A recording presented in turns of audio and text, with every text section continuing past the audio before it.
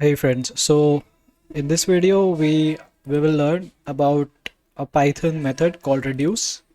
So reduce is not an inbuilt Python method. We need to import it from functools. So let's get into it. Let's see the basic definition of reduce. So the reduce, which is having a sequence, first argument is function, second argument is a sequence, which is an iterable type. The reduce function is used to apply a particular function passed in its argument to all the list elements mentioned in the sequence passed along. Okay, so let's understand it word by word. This is the syntax or the signature of the function, right? First argument is function, second argument is an iterable like a list, list. Yeah, let's just call it a sequence or an iterable. Yeah, so the first argument is a function. Now this function is applied on each and every item of this iterable. It could be a list or it could be a tuple, or and the function is defined in the functools module. So you need to import it from the functools. It is not an inbuilt function. The working, as we have discussed, it happens in this 4-step. So the first two elements of the sequence are taken. For example, if there is a list called, let's have its element as 1, 2, 5, 6, and 7. Okay, so the first two elements are taken first. Okay, the result is obtained by applying this function on first two list items. The result is obtained, then the next item of the iterable is taken, and the result is obtained from applying the function on the first result obtained and the second the next item, and so on till the last element of the list, and the final product is printed on the screen, is returned from the function. All right, so let's also see the Python official definition, Python official documentation for functools.reduce.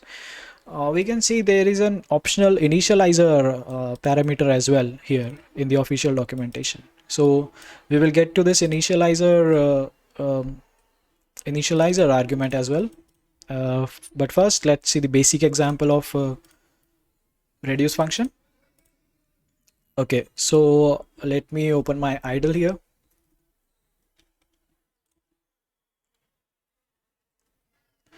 All right, let's just create a new file, or rather I have already created a file regarding it. I'll open that.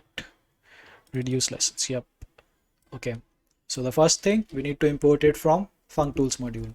From functools import reduce.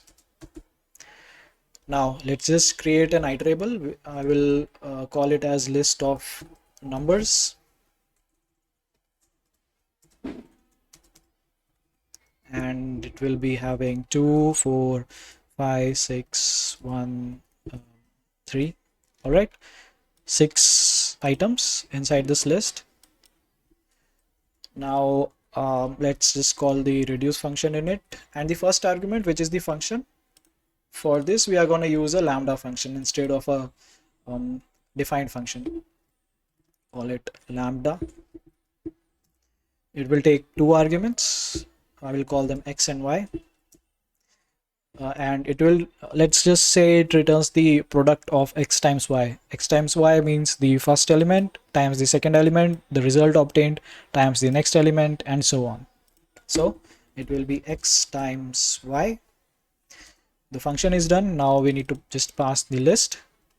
All right, now we will save it in a variable. Let's call it reduced product,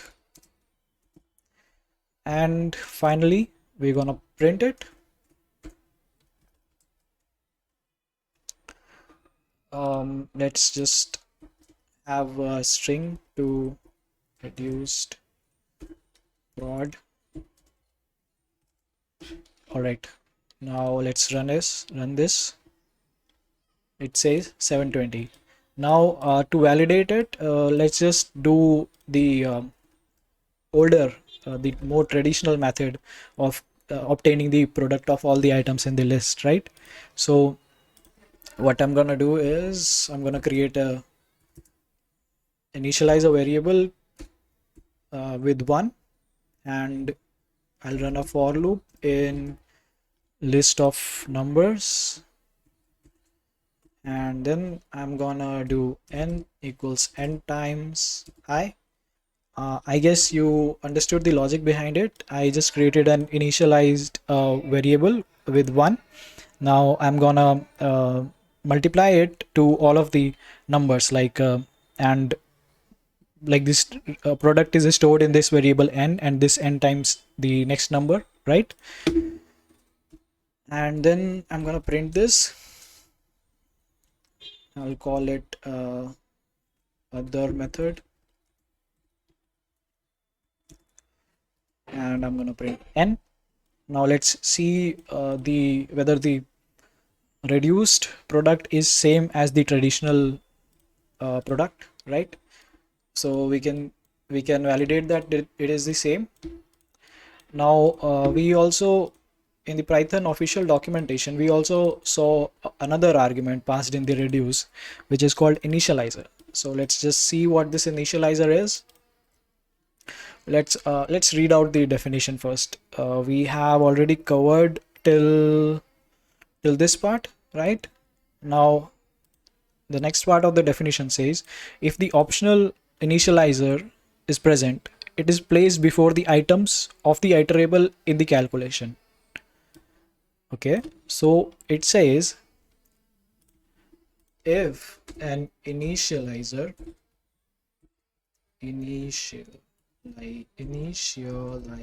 yep, let's just say it has 2. If this initializer is present in this function, right, then the first argument of this iterable is then this initializer is appended in the place, not in the place, as the first argument of this iterable. So this list will become this, right?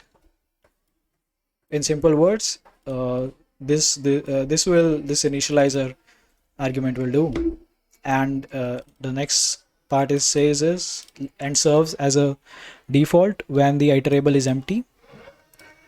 Okay, if the iterable passed is empty, it serves as the default.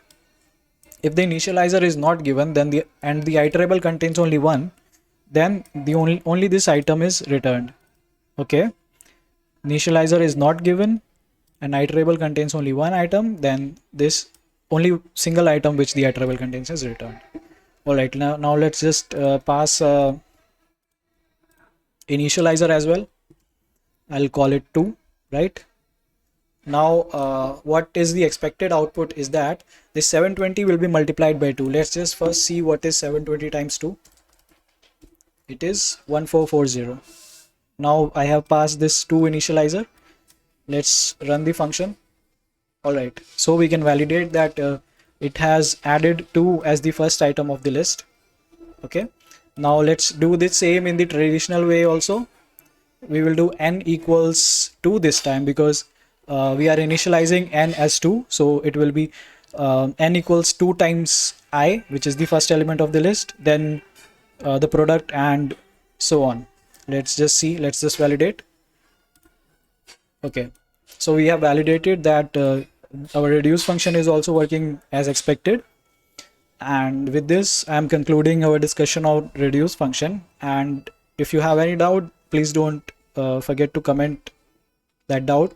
And also, please don't forget to like and share this video, and do subscribe to this channel for more content.